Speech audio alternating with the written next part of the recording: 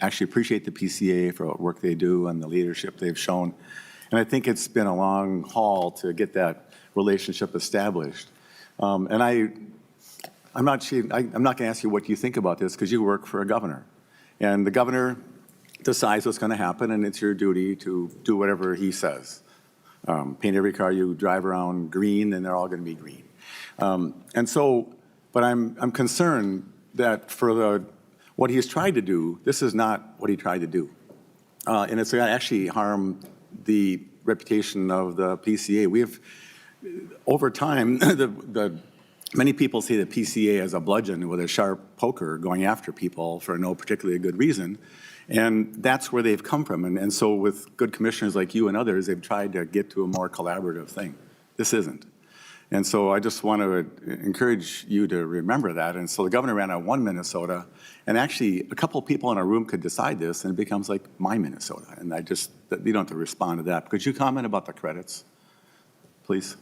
And how they're going to work? And you can respond if you want, but I just made a statement you don't have to reply to because I don't want to get you in trouble. But I'm curious about the credits too, so however you want to reply. Commissioner. Thank you. Mr. Chair, I'll let Frank talk about, Mr. Kolash talk about the credits, but before that, I just want to say thank you. And certainly I am really honored to be in this role, and I am trying and working very hard at this role. I think we've had a lot of things thrown at us in this first year that have been unfortunate, and I hope that you know that, and I tried to set up some time to meet with you and unfortunately couldn't do it before this hearing, but that I'm always available to any of you and to hop on the phone or respond or talk or come to your districts, and I do want to continue to work forward in a collaborative way. Mr. Kolash, real quickly. Mr. Chair, Senator Abeler, the primary place that we're looking at the way the credits work is within the zero emission vehicle standard.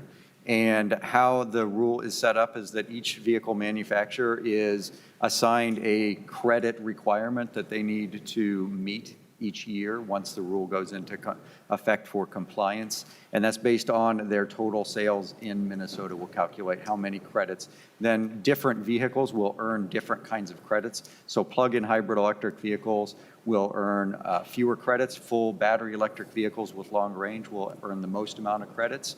And then at the end of a year, each vehicle manufacturer is required to turn in, demonstrate that they have enough credits to cover their compliance requirement. What we're looking to with the Auto Alliance and the auto manufacturers is a way to ensure that we build a system that gives them a reasonable opportunity to comply with the credit system.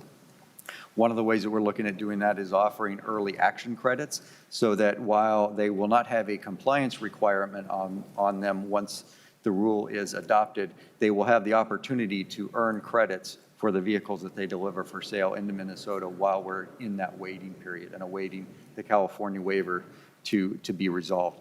And then we're also looking at other ways to ensure that there is an appropriate amount of credits available for each manufacturer to be able to comply.